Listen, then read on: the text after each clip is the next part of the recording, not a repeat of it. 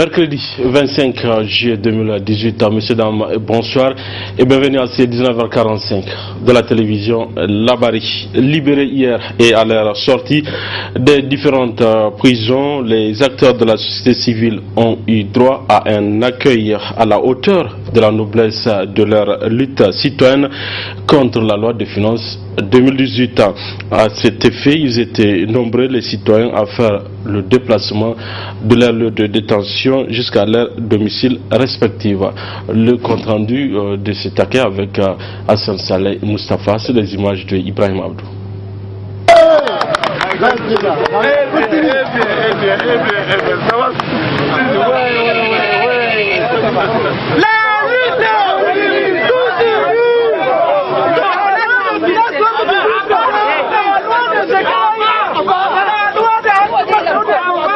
C'est un des véritables héros que les acteurs de la société civile et les autres arrêtés le 25 mars 2018 ont été accueillis par la population mobilisée à cet effet pour marquer sa solidarité mais aussi sa reconnaissance à ses leaders, mieux les encourager à poursuivre le combat citoyen pour défendre les intérêts du peuple nigérien face aux autorités qui font sourd oreille aux revendications populaires. S'agissant de Nuh Arzika et Moussa Tchangari qui ont passé la nuit dernière dans leurs familles respectives, ils ont été accueillis chaleureusement la nuit par la population au siège de l'association alternative Espace Citoyen. Parlant de Nuh Arzika, c'était aux environs de 18 heures passées qu'il a quitté sa geôle de Tilaberi, sous le regard plein d'émotion des pensionnaires de cette prison. Quelques minutes plus tard, le cortège a fait escale à Daïkaina où les autres prisonniers du 25 mars ont plié bagages et embarqué avec Nuh Arzika.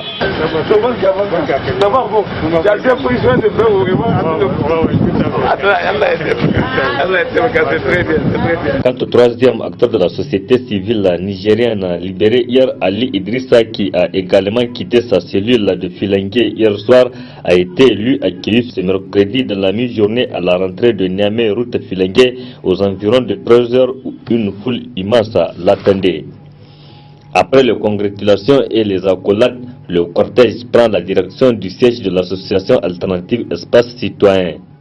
Tout au long de l'itinéraire, les citoyens ont acclamé et encouragé l'acteur de la société civile.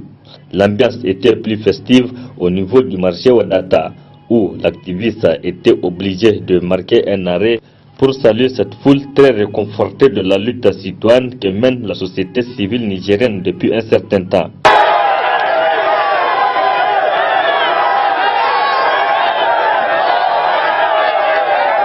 À l'espace franc-fanon, Ali Idrissa et Moussa Tchangari font leur première accolade après 4 mois.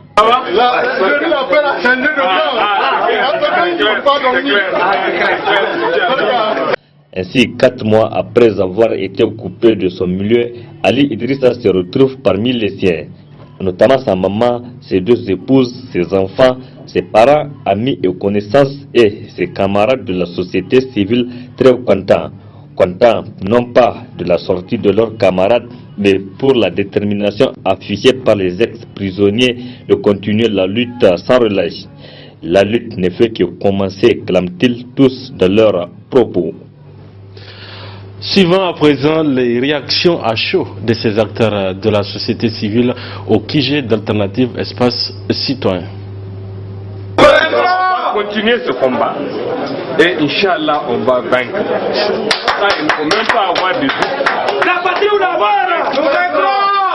Nous avons malheureusement encore des camarades en détention. Nous avons un passé particulier pour ces camarades. Personne ne devrait être en prison pour avoir essayé ou pour avoir voulu manifester. C'est un minimum dans un état démocratique. Mais depuis quelque temps, le Niger n'est plus tout à fait un état démocratique. On veut le transformer en une terre de dictature. Et c'est contre ça qu'il faut se lever. Et ça, on peut le faire échouer, Inch'Allah. La force dont Bazoum parlait, dont ils seraient les défenseurs. Elle découle du fait qu'aujourd'hui, ils ont installé un climat de peur. Du fait que beaucoup de gens, ceux qui sont venus d'abord nous arrêter, ils le font la mort dans l'âme, se disant qu'eux-mêmes, s'ils ne le font pas, ils seront victimes de l'arbitraire et que peut-être personne ne les demandera. Ceux qui condamnent, ceux qui gardent, etc., tout le monde le fait à contre-cœur. Tôt ou tard, cela va s'arrêter. Puisque c'est ça leur force, je pense que nous avons la réponse à cette force. C'est que tous ensemble, nous refusions de nous résigner, de baisser les bras face à des gens qui sont déterminés à liquider le pays. Si ces gens savent c'est quoi la prison, ils n'allaient jamais nous arrêter. Je crois que la prison n'a fait que réaffirmer notre conviction à continuer ce combat. Le combat, on le fait pas pour nous. S'il s'agit de nous autres là, nous allons manger, dormir. Mais nous savions bien qu'il faut des sacrifices. Et nous sommes prêts à assumer ces sacrifices. Je disais, nous n'avions même pas pris tous nos bagages. Nous sommes prêts à retourner quand ils veulent en prison. Si c'est ça pour eux, si c'est ça leur force. Mais nous le ferions pour le peuple nigérien, pour que la démocratie soit restaurée dans ce pays, pour que les droits humains soient une effectivité dans notre pays. C'est pourquoi nous sommes battus pendant toutes ces années. 4 mois de prison pour rien, même le juge n'a pas condamné pendant 3 mois. On a dit 3 mois avec souci. Et Inch'Allah, ces 4 mois-là, nous ne les avons pas passés pour rien. Les gens qui nous ont pris en otage, quand je partais, je disais que nous sommes otages de Youssouf et de sa clique. Et effectivement, la justice nous a démontré aujourd'hui que nous n'avions été tout ce temps que des otages de M. Issou Mahamadou et de sa clique. Et Inch'Allah, ils payeront. Le jour viendra où ils payeront pour cette forfaiture-là qu'ils ont pu commettre sur nous autres. À propos toujours de cette libération, les défenseurs des droits de l'homme au niveau international, c'est un sentiment de satisfaction. La justice est rendue au nom du peuple. Ali Otini, expert de l'ONU pour les droits de l'homme, et Taran Diallo, fondateur de Publier ce que vous payez. Je vous propose de le suivre. Notre satisfaction est immense avec cette possibilité qu'ils ont de rejoindre leurs familles qui ont besoin d'eux, de rejoindre la société civile nigériane qui a besoin d'eux, mais également nous voulons exprimer également notre salut à la justice nigérienne, aux magistrats nigériens. Depuis longtemps, ils avaient la réputation d'être des magistrats indépendants et d'avoir une justice indépendante. C'est ça que nous attendons de notre justice. Saluer cette forte mobilisation des populations du Niger. Moi j'ai été extrêmement impressionné, surtout par les femmes, les jeunes, tout le monde était là. Mais ça a une signification. Ça veut dire tout simplement que les gens sont prêts à lutter contre tout ce qu'ils considèrent comme arbitraire. Et les gens sont très attachés aux acquis démocratiques. Les gens sont très attachés aux libertés fondamentales. Les gens sont très attachés à leur propre justice. Et ça, c'est une satisfaction avec vraiment la décision qu'on a eue de la justice de la CEDEAO, la Cour de justice de la CEDEAO, pour dire que vraiment l'espoir est permis en Afrique. Ce qu'il faut saluer, l'indépendance de la justice du Niger, et nous devons continuer tous à œuvrer pour que cette justice continue à être indépendante et libre. Parce que seul doit rester fort, puissant et sur lequel personne ne doit toucher les lois de la République. Les lois de la République protègent le faible, le fort, le muni et le démuni. Et donc notre combat commun en tant qu'acteur de la société civile, c'est de faire en sorte que cette force reste parce qu'elle est la seule sur laquelle nous pouvons nous tourner. Félicitations aussi à la presse que vous êtes, tant nationale qu'internationale. On a vu le battage médiatique sans vos apports respectifs, que ce soit les radios, les télévisions, les sites. On n'aurait pas pu savoir qu'il y a des acteurs de la société civile ont des problèmes au Niger.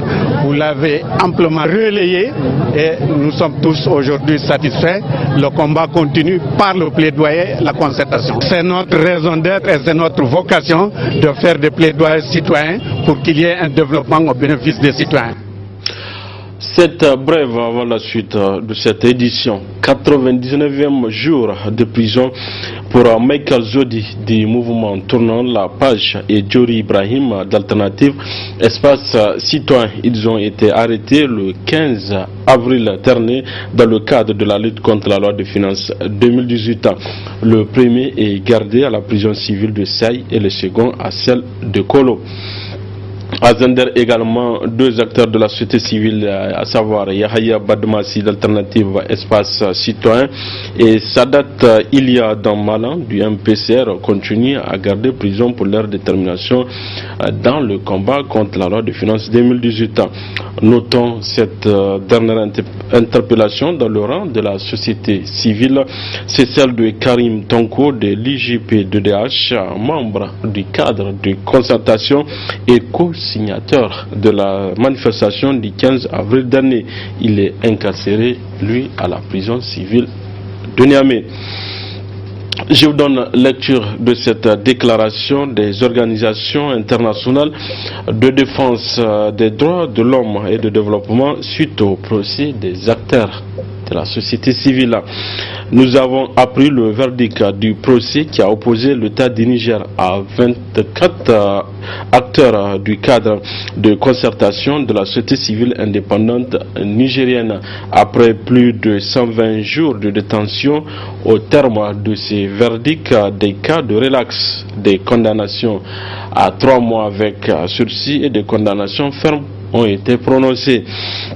Nous, organisation internationale de défense des droits de l'homme et de développement, signataires de ce communiqué de presse, prenons acte du verdict et nous réjouissons pour tous ceux parmi les détenus qui iront rejoindre leurs familles, amis et collègues. Nous restons aux côtés des citoyens et citoyennes du Niger pour contribuer à l'édification d'une société civile forte et responsable. Nous sommes attachés aux valeurs de la démocratie et de la participation active de tout et de toutes à la vie publique. Nous fondons l'espoir que la situation des 3 autres acteurs arrêtés lors des manifestations le 15 avril 2018 connaissent aussi une issue heureuse. Comme toute organisation qui lutte pour la promotion des droits, nous sommes profondément attachés au respect des droits humains et toutes les libertés garanties par la Constitution du Niger et les instruments internationaux dûment ratifiés. Nous sommes plus que jamais convaincus que le dialogue entre le gouvernement et la société civile est une condition indispensable pour trouver des solutions en vue de restaurer la paix et la culture sociale au Niger. Nous, organisation, appellent le gouvernement du Niger à renforcer ses efforts pour protéger l'espace civique, la liberté à manifester et la participation active de toutes et tous à la vie publique et à privilégier en tout lieu et en toutes circonstances le dialogue avec la société civile. Nous réitérons notre disponibilité à appuyer la société civile nigérienne, qu'elle dispose davantage d'espace nécessaire pour engager un dialogue constructif avec le gouvernement et les autres parties prenantes en vue d'éviter que les inégalités économiques et l'exécution sociale ne s'installent et perdurent dans le pays. Nous réaffirmons également notre volonté d'accompagner le gouvernement nigérien dans sa mission de garant principal des droits afin que tous les citoyens exercent pleinement leurs droits. Liste des organisations signataires: ONG contreparte, M.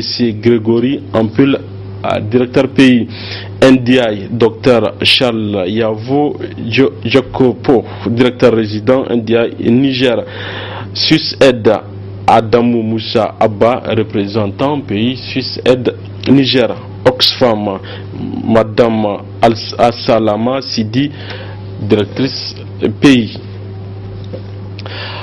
Changeons à présent de registre. La salle de réunion de l'OPVN a servi de cadre à la réunion du comité consultatif KR 2016 sur l'échange pour l'exécution efficace et appropriée à l'aide humanitaire. La remise officielle de ce KR 2016 a eu lieu hier en vue de renforcer la coopération Niger-Japon. Nafis Zakou et Nasser Seydou. C'est pour renforcer la coopération Niger-Japon que se tient cette réunion du comité consultatif KR 2016, échange sur l'exécution efficace et appropriée à l'aide alimentaire. Occasion pour le premier secrétaire de l'ambassade du Japon de souligner les objectifs du KR 2016 et celui de la présente cérémonie. Il me paraît important de souligner que l'aide alimentaire KL, qui nous réunit aujourd'hui, a deux objectifs. D'une part, elle permet de soulager directement les populations en situation de déficit alimentaire à travers la fourniture du riz, et d'autre part, de pouvoir financer les projets à travers des fonds de contrepartie issus de la vente du riz, contribuant ainsi au développement économique et social du Niger. Et ce comité a pour objectif d'assurer la transparence à travers le partage d'informations relatives à la mise en œuvre de KR à toutes les pratiques concernées. Il sert aussi de cadre de concertation entre les deux gouvernements pour la résolution d'éventuels problèmes qui pourraient surgir. Au cours de cette réunion, le comité consultatif de l'aide alimentaire KR 2016 aura à examiner plusieurs points inscrits à l'ordre du jour. Il s'agit de la situation alimentaire, les organismes d'exécution chargés des procédures, la distribution des produits, l'évaluation de l'aide alimentaire sur le plan de la sécurité alimentaire, les fonds de contrepartie, les relations publiques, c'est-à-dire la publicité, les conditions pour l'exécution du KR et les divers. Je porte espoir qu'à l'issue de nos assises, les différents points inscrits à l'ordre du jour seront débattus et analysés en toute transparence dans l'intérêt des populations nigériennes et surtout du renforcement de la coopération entre le Niger et le Japon. Il me plaît de rappeler que cette assise se tient également après la signature le 26 septembre 2017 d'un échange de notes de KR 2017 dans lequel le gouvernement du Japon a décidé de mettre à la disposition de la République du Niger une aide alimentaire de montant de 500 millions de yens, soit environ 2,7 milliards de francs CFA. Pour rappel, c'est hier qu'a eu lieu la remise officielle de ce KR 2016 constitué de 4570 tonnes de riz japonais et thaïlandais d'une valeur d'environ 1,8 milliard de francs CFA. L'organisation du baccalauréat session 2018 a été décriée par les élèves, les parents et même des structures œuvrant dans la défense de l'éducation au Niger, à l'exemple du collectif des ONG et associations pour la défense de l'éducation au Niger. C'est dans ce reportage signé par la rédaction Labari. Comme prévu et selon le calendrier établi, les examens de fin d'année se sont déroulés sur toute l'étendue du territoire national. Le dernier en date est celui du baccalauréat avec un résultat non satisfaisant, entaché dans certains jurys de plusieurs manquements de nature à déshonorer ce parchemin combien important pour la poursuite des études au niveau supérieur, d'où l'indignation du collectif des ONG et associations de défense de l'éducation au Niger. Du point de vue de l'organisation, vraiment, ça a été très mal organisé. Il y a des jurys vraiment où ce qui s'est passé dépasse du moins l'entendement et relève d'être vraiment sanctionné comme une indélicatesse administrative grave, surtout de la part de ceux-là vraiment qui se croient être au-dessus des, excusez-moi, des humains, les enseignants-chercheurs.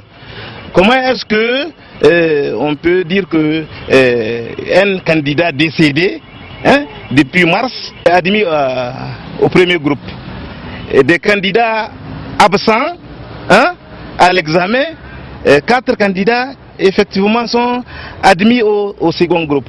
Là où des épreuves recto-verso, et il n'y a pas le verso, il y a le recto. Et les candidats ont composé. Ce n'est que par après que les candidats qui n'ont pas de verso ont su qu'au verso, il y a eu d'autres exercices. Et qui on a pénalisé? On a pénalisé les élèves. Maintenant, la faute à qui? Pour la bonne marche des examens du baccalauréat, à l'image du BEPC, l'organisation de ces derniers doivent revenir au niveau secondaire, affirme Amadou Rufai Lawal. Pour éviter ce genre de situation, surtout au niveau du service bac, il faut ramener le service bac au niveau du secondaire. Parce que le bac, ce n'est pas un diplôme universitaire. Le bac, c'est un diplôme qui sanctionne la classe de terminale. Et la classe de terminale, c'est une classe du secondaire. Voyez-vous? Mais comme il y a à boire et à manger autour du bac, les anciens chercheurs se sont accaparés du bac. Voyez-vous, même les véhicules de location là. Chaque ancien chercheur a 2 à 3 véhicules de location parce qu'on loue le véhicule à 1 800 000 francs. C'est eux qui se font des nifs. Ils sont commerçants, ils sont partout. Le service bac piloté par les anciens chercheurs, c'est à revoir. Pour l'heure, les résultats globaux sont attendus. Les victimes de cette malorganisation doivent tout simplement prendre leur mal en patience. Voilà, messieurs, dames, c'est tout pour ces 19h45 de la télévision La Bari. Merci à vous de l'avoir suivi. Au revoir.